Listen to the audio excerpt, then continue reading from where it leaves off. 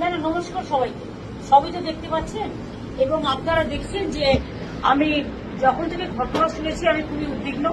এর আগেও ভগবানপুর মিদনাপুরে, পটাশপুর মিদনাপুরে, কুচবিহারে, দুর্গাপুরে,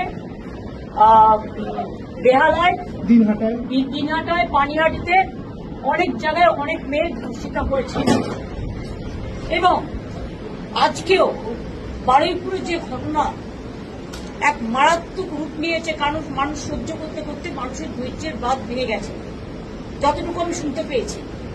কারণ আমি কোনোদিন জীবনে কোনো দাঙ্গা হাঙ্গামা করার পছন্দ করি না এবং করিনি। আমি ভেবেছিলাম আমি তাদের পরিবারে একাই যাব এবং গিয়ে তাদের শোকসন্তপ্ত পরিবারের সাথে একটু দেখা করবো, তাদের কথা শুনে আসবো।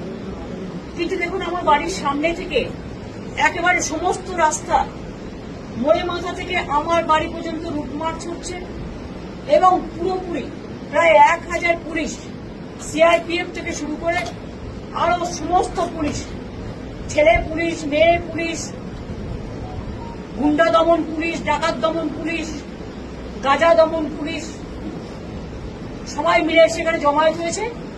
কি না তো আমাদের নাকি নজরবন্দি করে রাখা হয়েছে, আমি শুনছি হাউস অ্যারেস্ট করা হয়েছে, মুখে না বললেও। এটা তো সেটাই প্রমাণ হয়। এমন কি ঘটলো যে আমার বাড়ির সামনে রুট মার্চ করতে হচ্ছে? এখানে তো কোনো 144 নেই।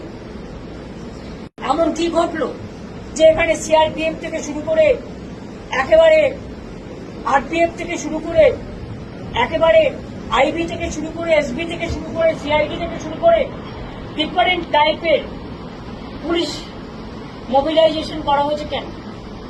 আমরা কি চোর না ডাকাত? না আমি জীবনে কোনোদিনও দাঙ্গা করেছি?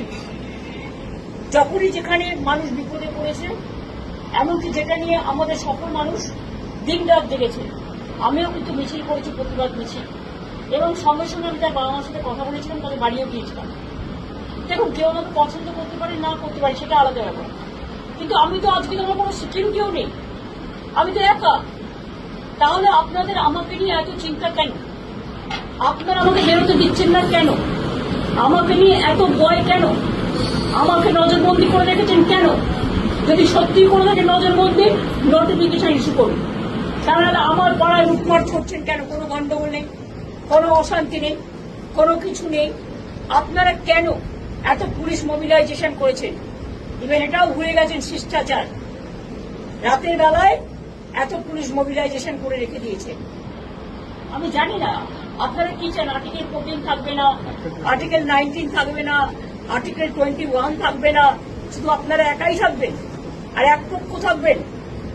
অন্য পার্টি গেলে সাতকুল মাপ, আর আমার বেলায় তৃণমূল ধাপ, বন্ধ ধাপ। শুনুন, আমরাই অরিজিনাল তৃণমূল কংগ্রেস, তো তাই আমাদের ভয় পায়, কর্তাদের ভয় পায় না, বেঈমানদের ভয় পায় না। তাই যারা বিজেপির সাথে মিলে আছে তাদের মিছিল মিটিং করতে যেতে দেয়, আমাকে দেয় না। তো আমি একা মানুষ, আমি তো আজকে কমন করি, আমি তো লেস ইম্পর্টেন্ট পার্সন। আমি মনে করি I am less important person from the beginning. Even আমি যখন ভিআইপি ওরা কনসিডার করতো, আমি কনসিডার করতাম না, আমি ট্রাফিকে দাঁড়াতাম। তার কারণ আমি কোনোদিন আমার সাধারণ জীবনযাপন থেকে সরে যাইনি, কোনোদিন যাবো না। কাজে আপনাদের কাছে আমি বলবো, যে কথা বলছে অরিন্দম ভাই সম্পূর্ণ সত্য। আমি যেতে না পারলেও তাদের পরিবারের সকলের সাথে আমার কথা হয়েছে, বাদ বাকিটা আমি উচ্চ রাখছি পরবর্তীকালে। আরো ভালো ভালো খবর দেখতে সাবস্ক্রাইব করুন বাংলা হান্টের ইউটিউব চ্যানেল। বাংলা হান্টের আরো খবর দেখতে নজর রাখুন। বাংলা খবর মানেই বাংলা হান্ট।